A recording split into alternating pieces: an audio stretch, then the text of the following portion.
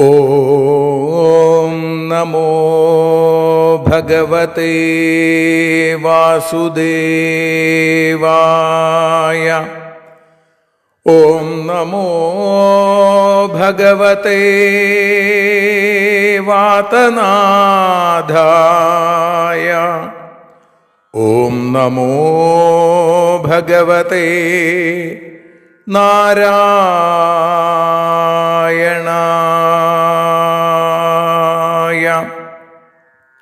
ഏവർക്കും നാരായണീയ മധുരം ആസ്വദിക്കാൻ ഒരിക്കൽ കൂടി സ്വാഗതം.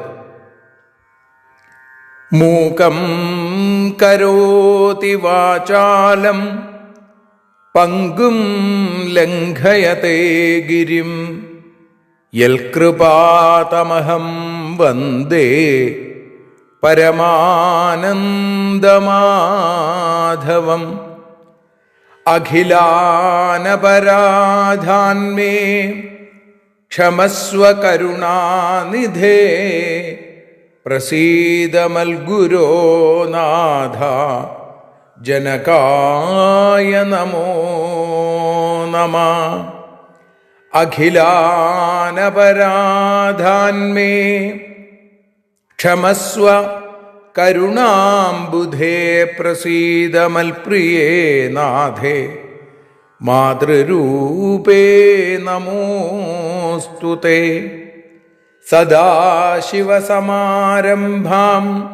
ശങ്കരാചാര്യമധ്യമാം അസ്മദാചാര്യപര്യന്താം വന്ദേ ഗുരുപരമ്പരാം. നാരായണീയത്തെ പറഞ്ഞിടുമ്പോൾ നാരായണാഖ്യനെ നമിച്ചിടുന്നു. നാരായണൻ വായുപുരത്തിലീശൻ നാവിൽ നിറഞ്ഞെന്നെ തുണച്ചിടേണേ. മോക്ഷക്കടൽ ഭാഗവതം പ്രസിദ്ധം മെല്ലെ കടഞ്ഞു നവനീതമഹോ ലഭിച്ചു.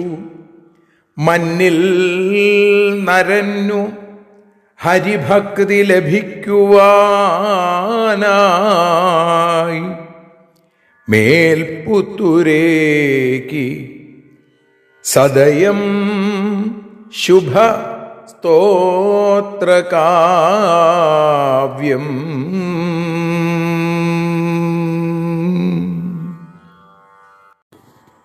ഈ വിധമുള്ള ശ്രീമന്നാരായണീയത്തെ നാരായണീയ മധുരമായി നാം ആസ്വദിച്ചുകൊണ്ടിരിക്കുന്നു. ഇന്ന് 222 ദിവസം, 22 ദശകം.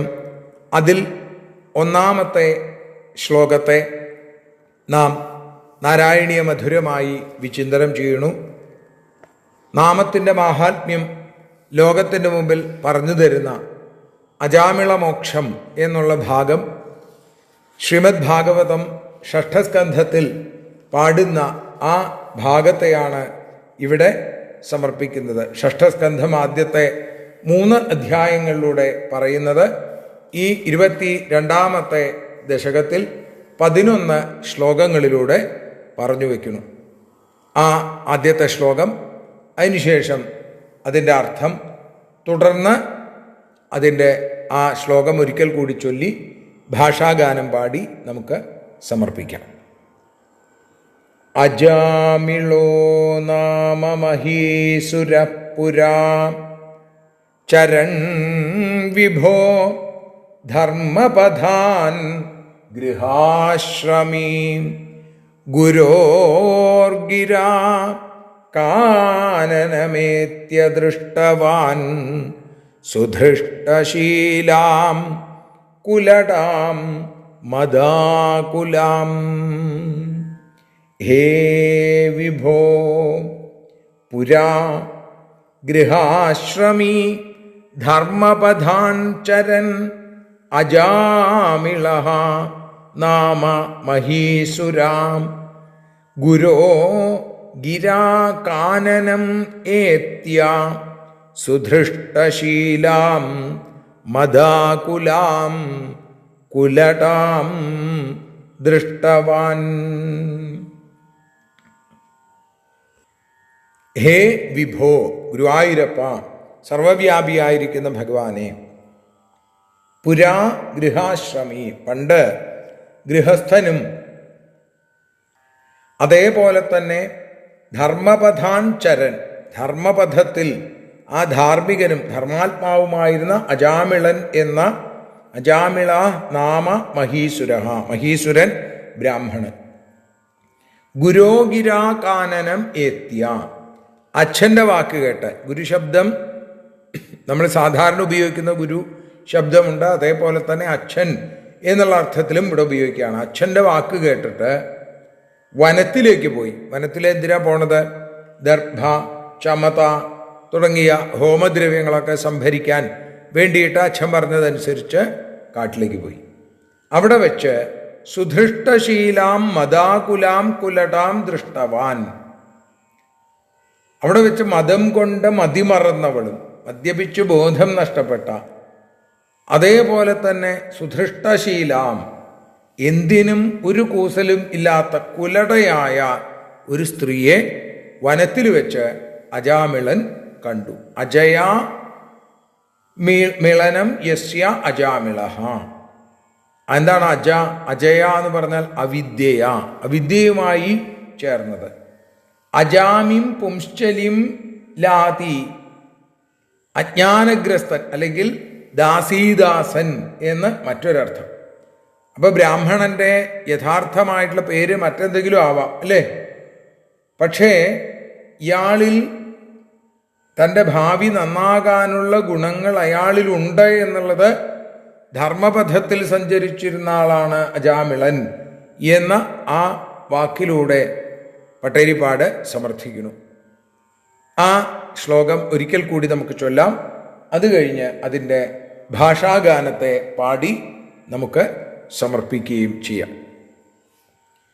അജാമിളോ നാമ മഹീസുരപുരാ ചരൺ വിഭോ ധർമ്മപഥാൻ ഗൃഹാശ്രമീ ഗുരോർഗിരാ കാനനം ഏത്യ ദൃഷ്ടവാൻ സുധൃഷ്ടശീലാം കുലടാം മദാകുലാം.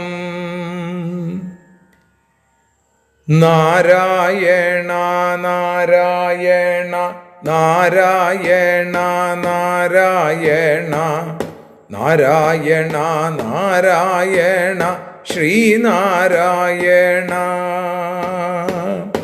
അജാമിളനെന്നു ദ്വിജൻ അച്ഛൻ തൻ്റെ വാക്കു കേട്ടു വനത്തിൽ പോയി ഹോമദ്രവ്യം ശേഖരിക്കാനായി.